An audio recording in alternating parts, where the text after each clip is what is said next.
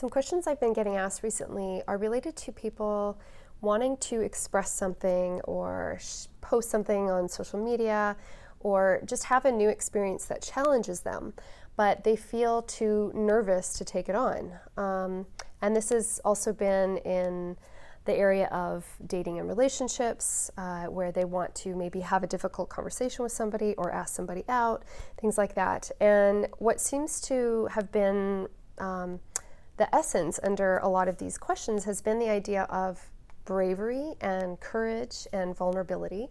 And so I wanted to talk about that in the sense of if there's even possibly a science behind it. And it makes me think of something from Seth Godin's book called Linchpin, where he talks about teaching bravery. So can we teach it? Can we teach people how to be brave? Can we learn how to be brave? Is there some kind of process behind it? So I thought I would teach something that I call the fear quadrant that I've taught for a few years, just to see if that gives you some ideas of if there's something that you want to do, there's something that you feel nervous about, but that you would really like to try because you think it might create some change in your life in one way or another. So in terms of the fear quadrant, basically most of the situations that we get really nervous about and tend to avoid can fall under different categories. And the two that I have here are tissue damage danger and non-tissue damage danger. And the reason why I use these words instead of life-threatening is that we tend to, as humans, we have a lot of what you would call metaphorical or symbolic threat that makes us feel like something could kill us, even though it actually won't. And so that is something that falls under the category of non-tissue damage danger. So that would be things like being rejected or being criticized. Those are things that don't actually cause any kind of damage to our tissues, but that actually are wired into systems that make us feel like they will. Versus actual tissue damage danger, which is something that, let's see, being cut by a knife, that will actually cause molecular changes to our tissues, and that can cause harm to us. So the main thing that I'm going to be talking about today is the non-tissue damage danger. So situations that challenge us, especially when it comes to relationships or career or putting ourselves out there, making ourselves feel vulnerable. And those are things that, although they can release stress hormones in us that can cause some tissue damage, it's our interpretation of those things that is actually the part that damages us, not the event itself. So an example would be if someone criticizes me or rejects me, let's say they use words to do that.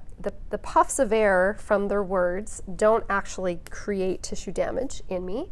It's the reception I have of it and then how that gets processed in my brain, which is based on the different neural circuits I have, based on my experiences, that can release the different stress hormones in me that make me feel like avoiding or shutting down from that situation. But it's not the actual event itself that can cause harm. And that is in contrast to tissue damage danger where, a fire or a weapon of some sort has nothing to do with how I interpret the information. If I get cut, I get cut, whether I process it in a certain way or not. Possibly the emotional reaction I have and the amount of pain can be related to that, but the actual molecular damage, it has nothing to do with how I interpret it in my mind. So in terms of wanting to build up courage for these non-tissue damage danger situations, part of this is related to something called agency. And agency is our belief that we can handle whatever the experience is going to be, that we will survive whatever that outcome is, whatever that situation is, so that I will survive the rejection or the success from something that I'm trying.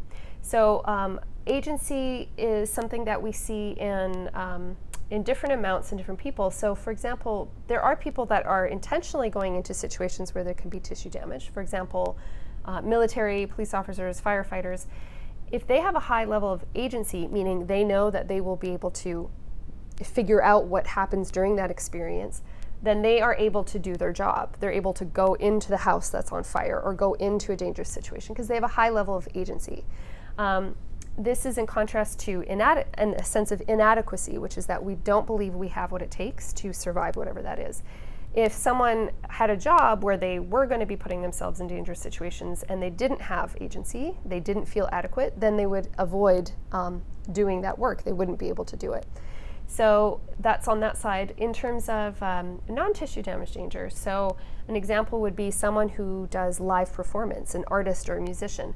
If they have a high sense of agency, then they will be able to push themselves, challenge themselves to do a performance in front of thousands or tens of thousands of people, and they know they will survive the experience. Even if it isn't even received all that well, they know that they have the skills to survive the fears and the nerves and all that stuff that goes with it. Whereas inadequacy would lead to someone to believe that they don't have what it takes to even survive the experience, and therefore they avoid it. So it really almost goes into an approach-avoid scenario. So high agency, we tend to be able to approach these, and inadequacy, we will tend to avoid these situations. So one way to build up a sense of agency is, first of all, is to build up a track record. So if we survive situations over and over and over again, especially of this kind, but let's say for military and police officers, like they're going to build a high track record of surviving these kinds of situations. Not always if something happens, but the fear that comes from those situations. And in this on this scenario, so this is the one that I'm mainly talking about today, if we challenge ourselves enough and we do enough things out of our comfort zone, we start to build up a track record. And this is a literal body memory, a cellular memory, neural circuitry that fires that tells us that when there is a challenging new experience and all the stuff that goes with it, we have what it takes to survive it. So building a track record and doing stuff that challenges us, that goes out of our comfort zone, is a way to build up agency. So that's kind of step one for building courage. Now, we can build up the track record by having the new challenges, but we can also build up a track record by going back through our mind of all the things we have done that have challenged us and that we have survived. That also will fire up that circuitry that reminds our mind-brain-body system that we have survived challenges, because we all have. We're still here.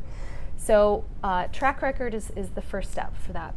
The second is reappraisal, and specifically reappraisal of physiological sensations. So what I mean by that is that when we are thinking about or approaching a situation that challenges us, whether it's a difficult conversation, applying to a conference or speaking in front of an audience, or going out to ask somebody out on a date or something like that, there's going to be physiological sensations that are associated with this challenge, with this thing that is not familiar to us, that's new to us.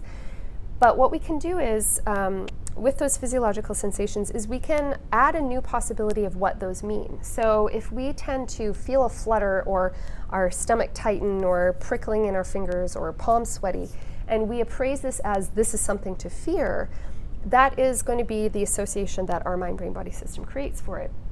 But if we can just have the awareness that there are two different kinds of danger, one that can actually damage our tissues and one that doesn't, and if we are able to check the box that whatever this is, let's say it's I'm afraid that I'll be rejected, if we can check the box to realize that this is not an actual tissue damage danger, it will have to do with our interpretation of it.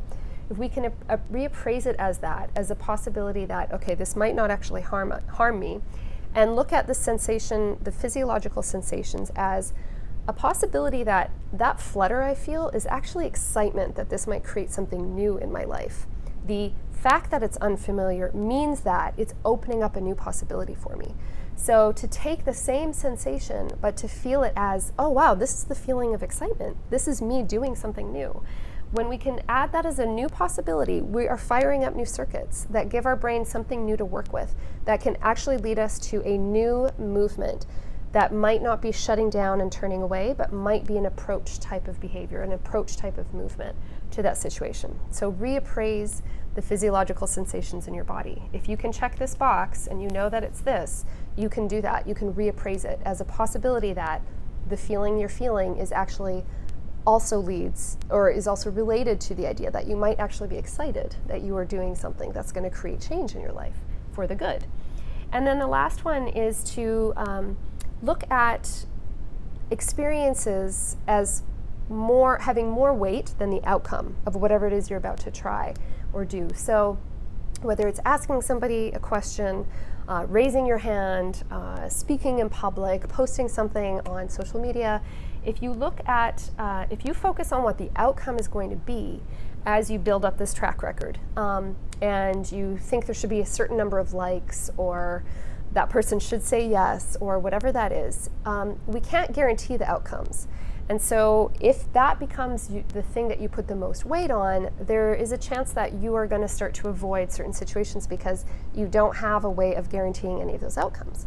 However, if you put the weight on the experience of putting yourself through a challenge, feeling nervous but taking action anyway, trying something new, and feeling what just that process is of challenging yourself and doing something out of your comfort zone that's not familiar, that experience and your ability to take what you can, extract what you can from the experience is something you can always control. You can always control your ability to figure out what kind of nuggets of wisdom you have pulled from something, even when the outcome isn't what you possibly thought it was. And in fact, a lot of times I have found that when things don't turn out the way I think they're going to, that contrast I have gives me clarity about what I actually really would prefer. So there's a lot of clarity you can get from that. So those are 3 ideas of how we can build up a sense of courage and find that way of being able to approach new situations and things that challenge us, things that make us nervous, but that could really create change in our life. So let me know what you think in the comments below. Thanks.